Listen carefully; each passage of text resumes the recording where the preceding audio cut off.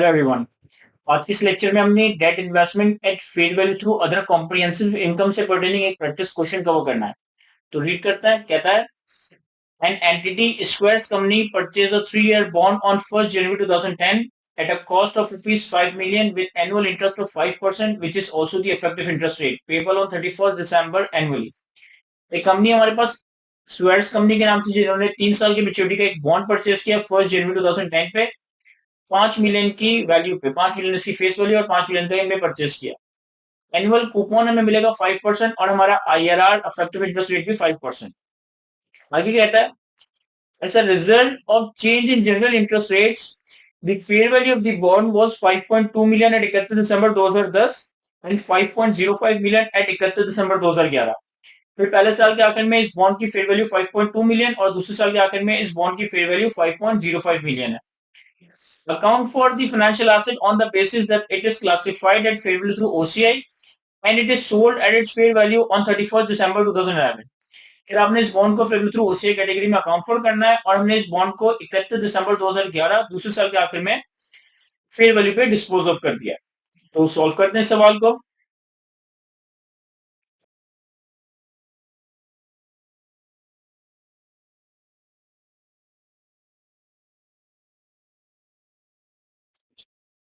Sir यहाँ पे मैंने सबसे पहले अमोर्टाइजेशन स्केड्यूल बनाया है। अब अमोर्टाइजेशन स्केड्यूल में हमारे पास अमोर्टाइज कॉस्ट वाले कॉलम तो वही है जो हमेशा से बनाता है। Opening amortise cost, interest, effective interest rate के हिसाब से कूपन और क्लोजिंग अमोर्टाइज कॉस्ट। इस केस में मैंने दो एडिशनल कॉलम बनाए, एक कैरिंग वैल्यू का और एक फेयर वैल्यू का। ये दो एडिशनल कॉलम्स क्यों बनाए, ये सवाल के सोल्यूशन में आपको बात समझ आएगी। तो सबसे पहले हमने 1st January 2010 पे बॉन्ड परचेज किया 5 मिलियन का। तो मेरे पास पहले साल का आखिर 2010, दूसरे साल का आखिर 2011 और तीसरे साल का आखिर 2012। हमारे पास डे वन पे ये इन्वेस्टमेंट 5 मिलियन पे रिकॉर्ड होगी। मैं रुपीज इन थाउजेंड्स में वर्किंग कर रहा हूँ। कोई ट्रांजेक्शन कॉस्ट, कोई प्रीमियम, कोई डिस्काउंट नहीं है। 5% हमारा IRR है। हमारे पास इंटरेस्ट इनकम आएगी 5% के हिसाब से 250। ये हमने कैलकुलेट किया है opening amortise cost into 5% IRR। Coupon भी हमारा फेस वैल्यू भी अप्लाई होगा और 5000 की फेस वैल्यू है तो 5000 इंटू 5%, तो ये भी आएगा हमारे पास 250। तो क्लोजिंग अमोर्टाइज कॉस्ट आ गई हमारे पास 5000। सेकेंड ईयर का भी अमोर्टाइजेशन स्केड्यूल कंप्लीट कर लेते हैं और थर्ड ईयर का भी अमोर्टाइजेशन स्केड्यूल हमारा सेम यही नजर आ रहा होगा। अब इन्होंने हमें सवाल में फेयर वैल्यूज बताई हैं। फेयर वैल्यू कौन कौन से दिन की बताई है? 5.2 मिलियन 31 दिसंबर 2010 पे और 5.05 मिलियन 31 दिसंबर 2011 पे। तो पहले साल के आखिर में 5.2 मिलियन और दूसरे साल के आखिर में 5.05 मिलियन। तो 5200 और 5050 ये दोनों हमारे पास फेयर वैल्यू आ गई। तीसरे साल के आखिर में फेयर वैल्यू की जरूरत नहीं क्योंकि अब तो ये ऑलरेडी मेच्योर हो जाना है। अब कैरिंग वैल्यू का column for the time being में फिल नहीं कर रहा। अब अगर हम इसकी जनरल एंट्रीज बनाए, देखें सबसे पहले आपने 1 जनवरी 2010 पे इन्वेस्टमेंट परचेज की। तो debt investment fair value through OCI debit और कैश क्रेडिट।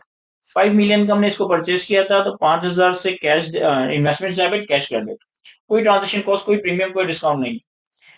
फिर पहले साल के आखिर में 31 दिसंबर 2010 पे पहले साल के आखिर में हमारे पास इंटरेस्ट इनकम है 250 की और इंटरेस्ट पेमेंट्स हैं 250। तो हमारे पास पहले साल के आखिर में कैश डेबिट होगा, कूपन डेबिट होगा 250 से और इंटरेस्ट इनकम P&L में रिकॉग्नाइज होगी 250 से। अब चूंकि कूपन और इंटरेस्ट की पेमेंट सेम है तो आपकी इन्वेस्टमेंट की कैरिंग वैल्यू या अमोर्टाइज कॉस्ट में कोई चेंज नहीं आ रहा। क्लोजिंग अमोर्टाइज कॉस्ट भी 5000 है। ये एंट्रीज बनाने के बाद, इन चीजों को अकाउंट फॉर करने के बाद हमारी क्लोजिंग अमोर्टाइज कॉस्ट 5000 है और पहले साल के आखिर में क्लोजिंग कैरिंग वैल्यू भी 5000 ही है, 5000। क्योंकि अगर आप देखें तो इन एंट्रीज में हमने कोई इन्वेस्टमेंट को डेबिट क्रेडिट नहीं किया, बस ओरिजिनली इन्वेस्टमेंट को ही 5000 से डेबिट किया था। क्योंकि ये फेवरेट थ्रू OCI मॉडल है तो पहले साल के आखिर में मुझे अपनी इन्वेस्टमेंट को 5000 की कैरिंग वैल्यू से चेंज करके 5200 की फेयर वैल्यू पे लाना है। जब मैं 5000 की इन्वेस्टमेंट को 5200 पे लाऊंगा तो हमारे पास 31 दिसंबर 2010 पे debt investment amortised cost debit और फेयर वैल्यू का गेन अदर कॉम्प्रिहेंसिव इनकम में क्रेडिट हो जाएगा 200 से। ये 200 हमने कैसे कैलकुलेट किया है, पहले साल के आखिर में फेयर वैल्यू है 5200 और कैरिंग वैल्यू है 5000, तो 200 रुपए का फेयर वैल्यू गेन आता है। इसके बाद अब सेकंड ईयर, अब देखिए जब हमारा सेकंड ईयर स्टार्ट होगा ना, तो हमारे फाइनेंशियल स्टेटमेंट्स में जो ओपनिंग कैरिंग वैल्यू आ रही होगी ना, वो 5000 नहीं आ रही होगी, बल्कि 5200 आ रही होगी।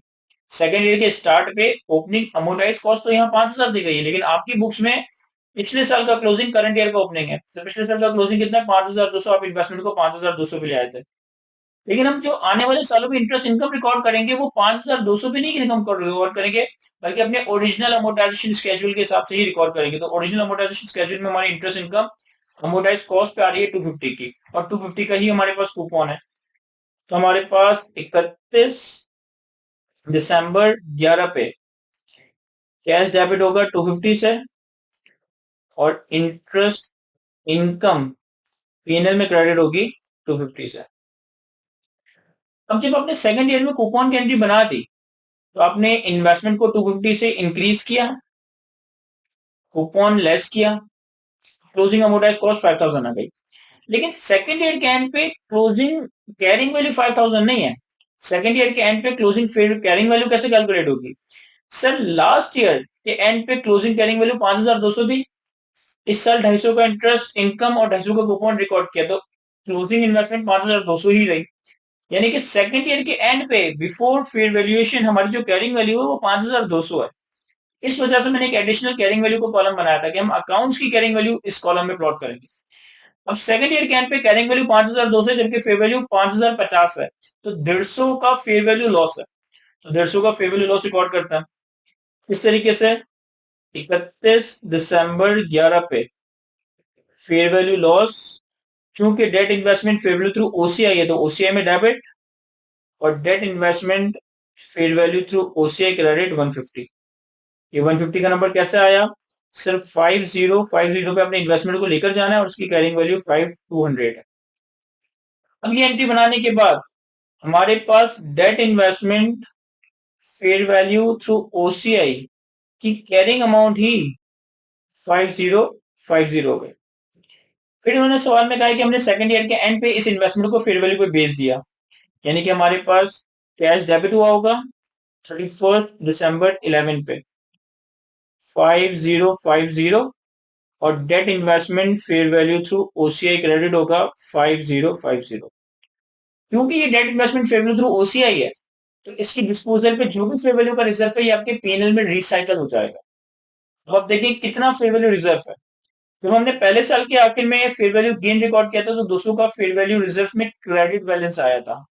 हमने 200 से fair value through OCI credit किया था, गेन क्रेडिट किया था, तो आपके पास फेयर वैल्यू रिजर्व में 200 का क्रेडिट बैलेंस आया। फिर आपने सेकंड ईयर के एंड पे आपने 150 से फेयर वैल्यू लॉस ओसीआई में डेबिट किया, तो इसका मतलब है कि ये वाले 200 का क्रेडिट बैलेंस और ये वाले 150 का डेबिट बैलेंस के पास फेयर वैल्यू रिजर्व में क्रेडिट बैलेंस बचा हुआ है 50 का। 200 से पहले क्रेडिट किया था तो 200 का क्रेडिट बैलेंस आया, 150 से डेबिट किया तो 150 का डेबिट, तो नेट क्रेडिट बैलेंस बचा 50। इसे हमने पीएनएल में रिसाइकल कर देना। अब चूंकि क्रेडिट बैलेंस है, तो खत्म करने के लिए, रिसाइकल करने के लिए हम फेयर वैल्यू रिजर्व डेबिट करेंगे 50 से, और रिसाइकलिंग ऑफ गेन पीएनएल में क्रेडिट करेंगे 50 से। तो ये हमारा सवाल यहाँ तक कंप्लीट हो जाता है। Fair value through OCI category में इन्वेस्टमेंट की डिस्पोजल के वक्त अगर कोई भी फेयर वैल्यू का रिजर्व है, आपका पीएनएल में रिसाइकल हो जाएगा। तो यहाँ तक हमारा ये सवाल कंप्लीट हो जाता है। आई होप कि मैं आपको अच्छे से एक्सप्लेन कर सका हूँ। आज के इस लेक्चर को हम यहीं तक रखते हैं। Thank you.